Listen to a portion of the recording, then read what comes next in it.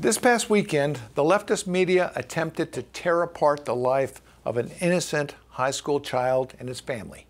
The media painted him as a bigot and a brat, and they based it on a carefully edited and misleading viral video because he was Catholic and white and pro-life and wore a MAGA hat.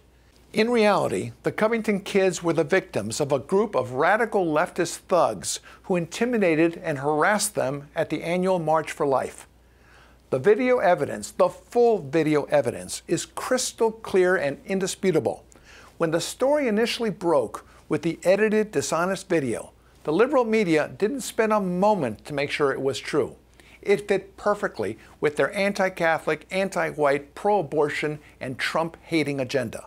So they ran with it. No questions asked.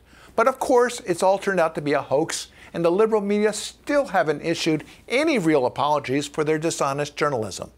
Many have yet to even retract this falsehood. Their coverage has been downright atrocious. Between Saturday morning and Sunday night, CNN and MSNBC spent almost an hour on the story. More than half of that coverage came before any of these so-called journalists bothered to learn their story was flat out false. Even after the incident had been debunked, USA Today still insisted on smearing the Covington kids. The New York Times blasted the, quote, racist teenagers for having, quote, mocked a Native American veteran. And the broadcast networks, ABC, CBS, and NBC, spent 19 times more time smearing the Covington kids than they did covering the March for Life. It would have been an easy thing for any individual or the major networks or other media outlets to admit on air that they were wrong and had been misled and to simply apologize. But no, in their utter arrogance, they're refusing to show a lick of honor.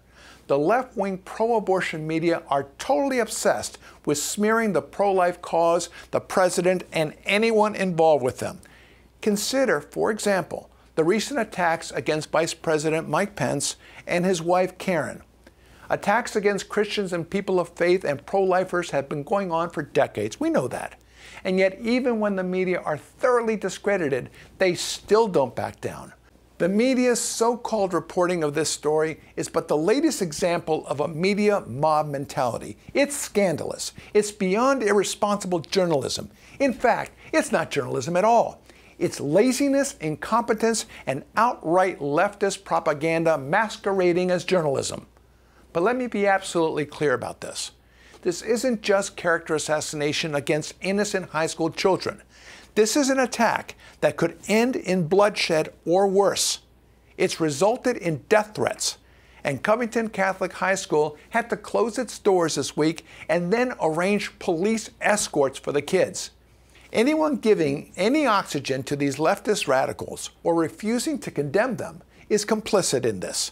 They share the blame for what has happened and, God forbid, what might happen. The media must be held accountable. We'll continue to expose and denounce them until they back down completely and think twice before ever doing this again. But I need your help. We can't do this alone. Go to www.stopthemediamob.com to sign our petition, calling on the media to apologize for their brazenly partisan and biased journalism. Today, it's these young Covington High School kids. Tomorrow, it's you. Thank you for helping.